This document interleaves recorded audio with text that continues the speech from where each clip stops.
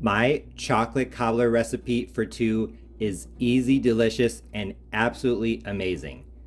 This old-fashioned Southern cobbler is a type of molten chocolate lava cake that has a thick, rich chocolate sauce as the bottom layer and a fluffy chocolate cake as the top layer. Most versions online make a huge pan that's big enough to feed a crowd, but I am going to show you how to make a chocolate cobbler recipe for two in an 8x8 casserole dish, making it the perfect Valentine's Day dessert. Like I said, this chocolate cobbler has two layers, a chocolate sauce and a chocolate cake layer, so I'm going to go over the ingredients for each layer separately. For the chocolate cake layer, you will need 1 cup, or as I measure, 150 grams of flour. If you have self-rising, use that, but if you have all-purpose flour like I do, you will need to add 1.5 teaspoons of baking powder and 1/4 teaspoon of salt. You will also need 1/2 cup or 120 grams of milk. I'm using whole, but I'm sure you could use skim. You will also need 1/2 stick or 4 tablespoons of unsalted butter, 1/2 cup of sugar. I am using white sugar, 105 grams, but you could use brown, whatever you want.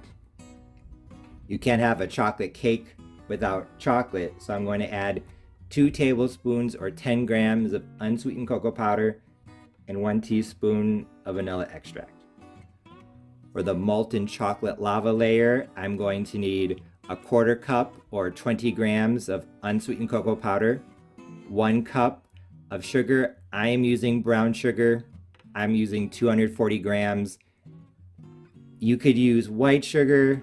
This is light brown sugar. You could use dark brown sugar, whatever you want. I think light brown sugar and chocolate go together really well, so that's what I'm using. I'm also going to need 1.5 cups of water. I'll need to heat that up later. And coffee. A lot of people don't like coffee, but I think coffee definitely accentuates chocolate flavor. So I'm going to add 1.5 teaspoons of instant coffee, about 2 grams to the hot water. But like I said, if you leave that out, it will still be totally fine. A lot of the old-fashioned Southern chocolate cobbler recipes here online, they treat it like a dump cake cobbler. They melt the butter in the pan, then they stir together the ingredients for the batter, then they pour in the batter without stirring. But I found some recipes here on YouTube in which people melted the butter and made the batter, so I'm going to do that. My 8x8 casserole dish is already buttered.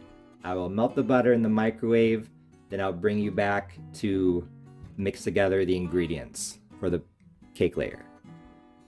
I just melted the butter in the microwave, so now I'm going to mix together the ingredients for the chocolate cake layer.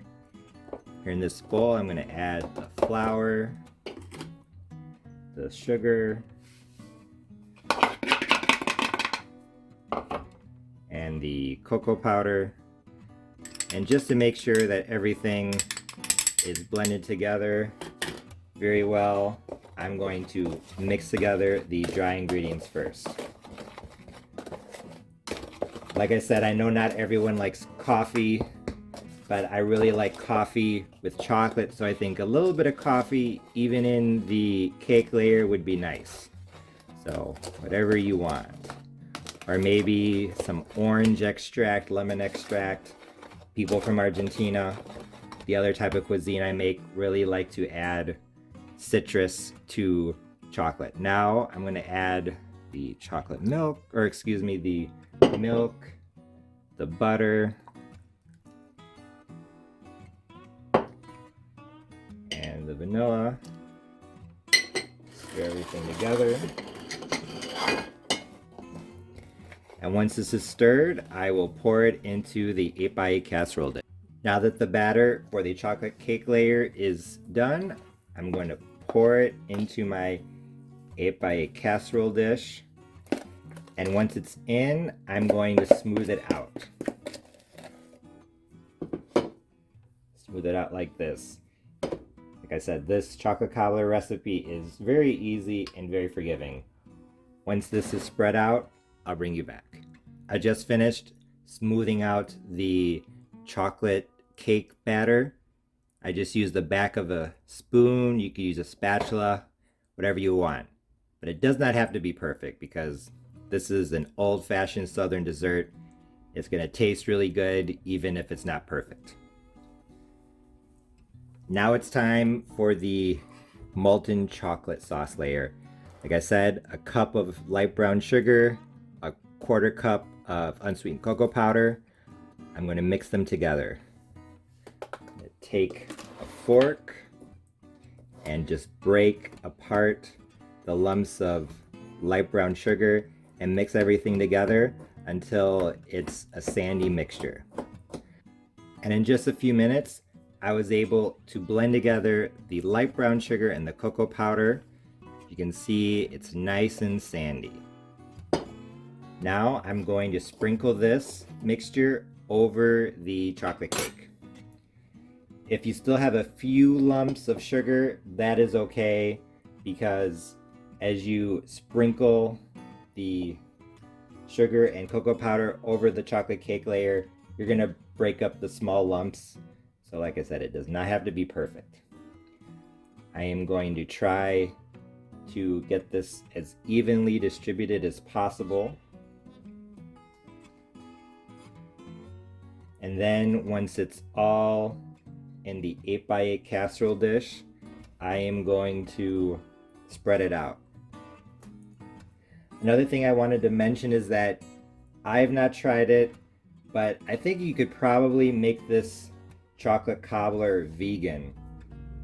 You could probably use even just water instead of milk in the chocolate cake layer.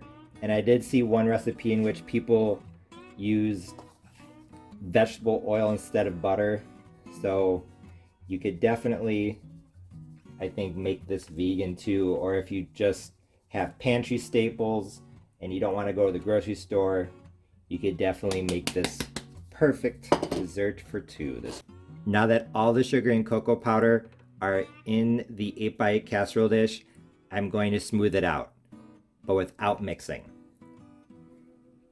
So I'm just going to take my fork, or you can use a spoon, just spread it out evenly. While I'm doing this, my oven is preheating to 350 degrees Fahrenheit, and I'm also going to boil my water. I'm just going to boil it in the microwave. I am going to put it in so that it starts to boil. All the recipes say your water should be just under boiling. I think if you boil it, by the time you turn off the heat and get it over here, it's going to be just under boiling anyway. So I'm going to boil the water in the microwave as my oven is preheating, and I'll bring you back. My 1.5 cups of water is now hot. It took me 4 minutes on high in my microwave. Like I said, the coffee is not necessary, but I'm going to add 1.5 teaspoons of instant coffee, about 2 grams. Like I said, the chocolate cake layer is in there in the 8x8 dish. I put in the light brown sugar and cocoa powder layer, sprinkled it in, smoothed it out without mixing. Now I'm going to pour in the water without mixing. I know you might be tempted. There's my oven. I know it's tempting to mix, but do not mix.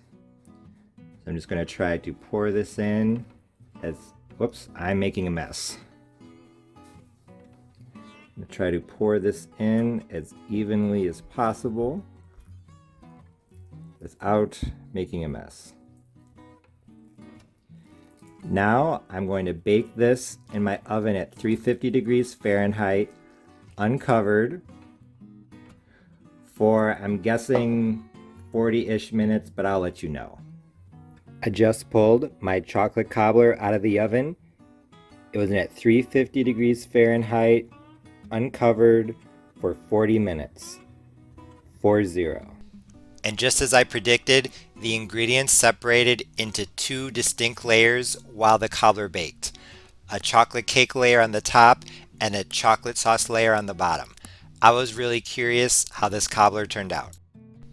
Honestly, this chocolate cobbler recipe for two turned out incredibly well. It was awesome. In terms of flavor, I thought it was absolutely delicious. It had a good chocolate flavor without being overpowering, so if you're like me and you like chocolate but you're not a chocoholic, I think you'll like it. It was also nice having two textures, a chocolate cake and a chocolate sauce. And even though I think they would be really good on their own, when combined, it was a match made in heaven. Honestly, I thought that the chocolate sauce would be more attached to the chocolate cake layer, but as you can see, when I cut the first slice, it seemed like there was a chocolate cake floating on top of chocolate sauce, and I had to use a spoon to scoop out the sauce and put it on the plate. This 8x8 chocolate cobbler for two had a lot of chocolate sauce, so you can be generous when serving it. I really liked the chocolate cake layer because, as I already said, it had a good chocolate flavor without being overpowering, and it had a soft and fluffy texture. But what surprised me is that the cake layer actually had two mini layers.